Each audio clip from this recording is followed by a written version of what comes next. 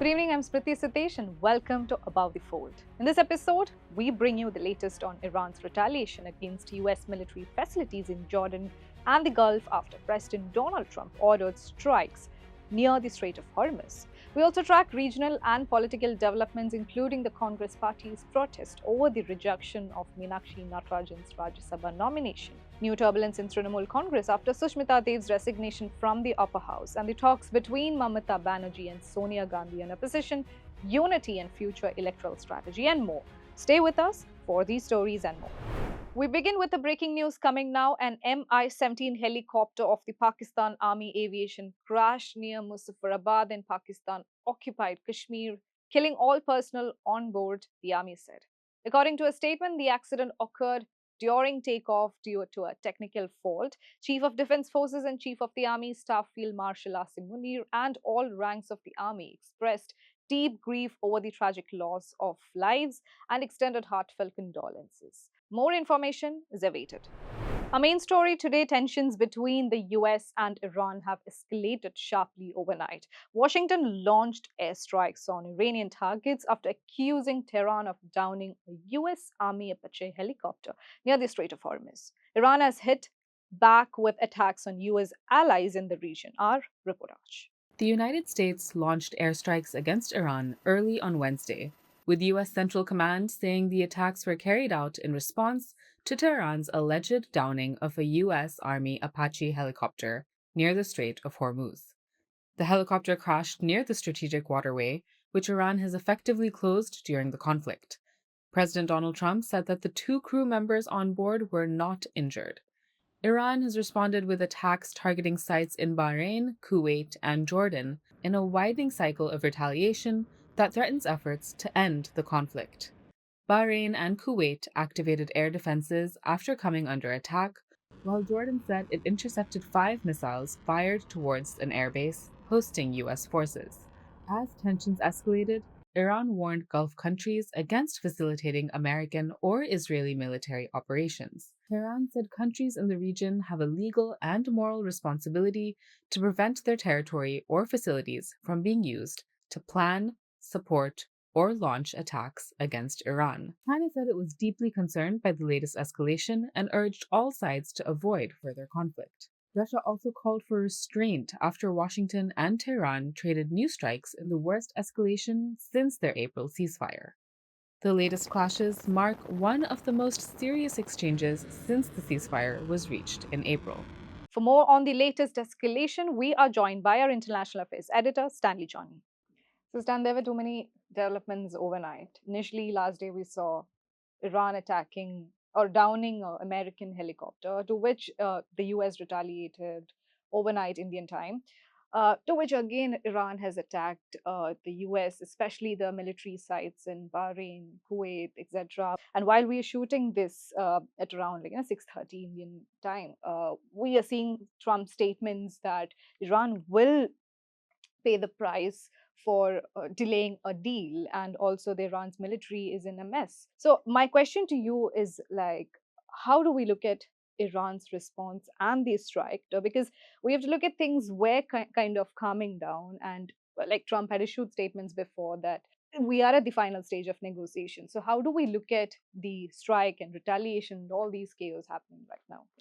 So first of all, if Iran's military is in a mess, the obvious question is how did Iran down an American helicopter, one of the most advanced American military helicopters.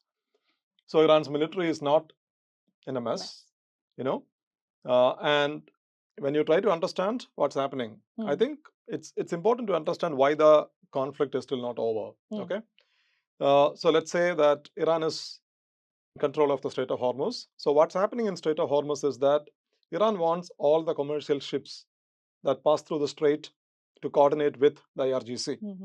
And the United States, which has imposed a blockade on Iranian ports, wants these ships to pass through the strait without coordinating with the IRGC. So the American military is trying to assist some of the commercial vessels, right? And the IRGC doesn't like that. So when that happens, IRGC starts firing drones towards these vessels, basically reinforcing its blockade, of the Strait of Hormuz. that is leading to skirmishes between the US and Iranian military. So you saw 2 rounds of attacks, similar attacks in the past 2 weeks, and that led to some kind of a major escalation now after the United States claimed that Apache was downed by the Iranians. The Iranians have neither confirmed nor dismissed this claim, but it seems that the Iranians or the Iranian drone brought down the American helicopter, right? And that's what happened, and the United States is responding. So this is the reason for the conflict. And now, when you look at it from Trump's point of view, I think one thing is clear. Trump doesn't want to get bogged down in this conflict forever. So he wants a negotiated outcome. But the problem here is that Trump doesn't have the desired negotiated outcome here because the Iranians do not want to give him a diplomatic victory. Right. And on the other side, if you look at Iran's response, I think 2 things we have to keep in mind. One, Iran feels emboldened because they have seen the worst. They survived 40 days of bombing. 2, they are risk averse. So, because if in the past the Iranians were cautious, but now they are dropping that caution and trying to be more assertive to change the strategic reality of the region. And the Iranian messaging is also clear that to the Americans, you strike us, we will strike you back. And that's what is happening.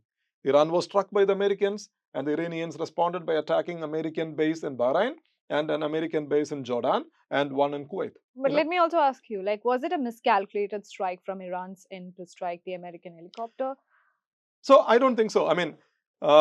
It's, you need to understand what is happening in that part of the world, in the Strait of Hormuz, right? We can say that, yes, Iran is now taking actions, which was not the case in the past before the war, taking aggressive actions, right? So what the Iranians are trying to do is, they want to kind of send a very stern message to the Israelis as well as the Americans that even after your 40 days of bombing, you haven't defeated us. President Trump claims that he has destroyed Iran's navy, but the Iranians say that I can still bring down your helicopter. So Iran is now, I think, they are now ready to take much bolder action, which is also coming out of this sense of, emboldening. That's what the Iranians look at it. That's how the Iranians look at it. 12 people were killed and at least 9 others were wounded in a late-night mass shooting in Johannesburg, in South Africa. Police said more than 10 suspects opened fire on people at multiple locations after they were dropped off in a minibus in an informal settlement in the Cleveland suburb of Johannesburg on Tuesday night. Here's what the Gauteng Police Commissioner said when inspecting the scene. The incident happened approximately 23:10, and of which we were on this crime scene, of course. You could classify these people to be insane, heartless, barbaric, because you could see the way they were moving. Because when we try to account on what actually happened, you could see they entered in here, start shooting, and then going forward. And at the end of the day, and then they were picked up.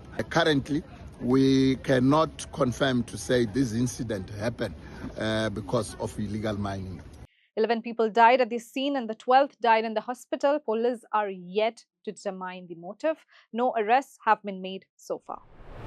Now to Delhi, where a Congress delegation met with the Election Commission of India today over the rejection of Meenakshi Natarajan's nomination.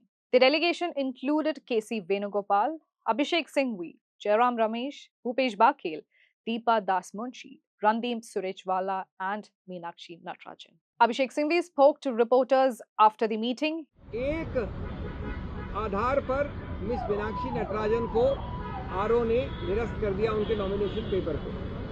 वो आधार था ये गलतफहमी कि कोई criminal case जो इनके विरुद्ध pending है उसका इन्होंने खुलासा अपने फॉर्म में नहीं किया।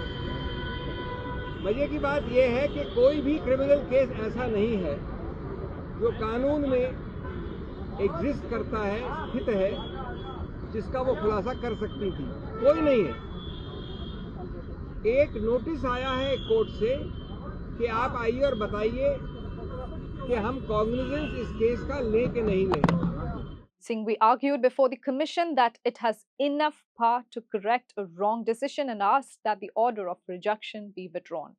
Meanwhile, Venugopal posted on X that an urgent meeting of Congress general secretaries and those in charges has been convened by party president Mallikarjun Kharge in Delhi on June 11 to discuss the current political developments. Now to Trinamool Congress, TMC MP Sushmita Dev resigned as a member of the Rajya Sabha today. She is the second TMC MP to resign this week. Dev was previously a Congress leader who joined the TMC in 2021. Earlier this week, Sukhendu Shekhar Rai submitted his resignation from the party and the Rajya Sabha. Sources say that Dev is likely to join the BJP. In her resignation letter, she said, "I do hereby resign from the membership of Rajya Sabha, which may please be accepted with immediate effect." The Trinamool Congress is facing a rebellion after its defeat in West Bengal Assembly polls, with several party MPs deciding to form a separate group and align with the ruling NDA. A majority of Trinamool's 80 MLAs have already formed a separate group led by Mamata Banerjee as the leader of opposition in the state assembly. Staying in Delhi after the India bloc meeting earlier this week, Trinamool Congress National President Mamata Banerjee met senior Congress leader Sonia Gandhi on Tuesday at her 10th Janpath residence. Sources said that on Tuesday, the two discussed strategies for the future with a possible alliance for the 2029 general election also on the cards. Mamata Banerjee, who reached Delhi for India bloc meeting, had decided to stay back for another day to meet Sonia Gandhi. This was the first closed-door meeting between the two after the Trinamool's defeat in the polls and the alleged attacks on party workers and MP Abhishek Banerjee. Meanwhile, in West Bengal, the West Bengal CID conducted searches at the Trinamool Congress headquarters and Mamata Banerjee's residence. The party's newly appointed Joint Secretary Derek O'Brien, in a post on X, said it was part of political vendetta by the government ruling the centre and the state. Tagging Ms. Banerjee and Sonia Gandhi, he tweeted exactly at the same time as at AIT's the official chairperson at Mamata official was having a meeting today in Delhi with Mrs. Sonia Gandhi. CID was forcefully trying to enter the AITC party headquarters adjoining residence in Kolkata. First loot vote, now loot files of a political rival. Democracy, main entrance overloaded with CRPF, he posted. Let's now turn to the Hindu roundup for some of our exclusive content. In an editorial titled New and Raw on Nepal-India ties, the piece says India and Nepal are attempting to strengthen ties despite recent tensions sparked by Nepal Prime Minister Balan Shah's remarks on territorial disputes and references to China's involvement in the issue. It notes that subsequent visits by the Nepal leaders to New Delhi were aimed at reassuring India and preventing further strain in bilateral ties. The editorial argues that cooperation on trade, infrastructure, energy, and border management makes the relationship too important to be derailed. It cautions both the sides against actions that could revive the mistrust seen during the 2015 constitution and trade blockade tensions, and concludes that the political changes unfolding across South Asia offer India an opportunity to rethink and strengthen its engagement with key neighbors in the region. Tap the card above to watch the editorial on the Hindu's Originals YouTube channel. In the latest episode of the In Focus podcast, our podcast editor G. Sampath speaks with demographer Apurva Jadhav about India's demographic dividend and the opportunities created by a growing working age population and the policy choices needed to ensure the country grows rich before it grows old. Here's a snippet. And I keep hearing all these terms which are thrown about, which we read about in the papers, things like demographic transition, demographic dividend, and dependency ratio. And what exactly do these terms mean vis-a-vis the larger debates that we are facing today? If you think about a household, imagine a multi-generational family where for a while, mostly everyone is either a child or kind of an older person. So the earners that are there are stretched quite thin. They're caring for their aging parents. They're also taking care of their young children.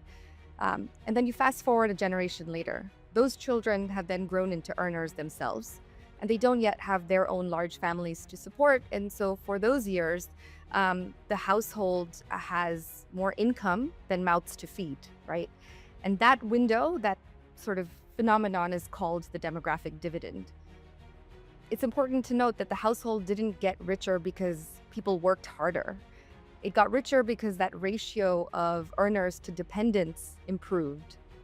And for a country, it's the same thing that happens. The demographic dividend is this potential economic growth that a country can enjoy. To put it another way, the demographic dividend is a window, right? It's not an outcome. So what you do inside that window is what determines whether the dividend becomes a dividend or whether it becomes a disaster.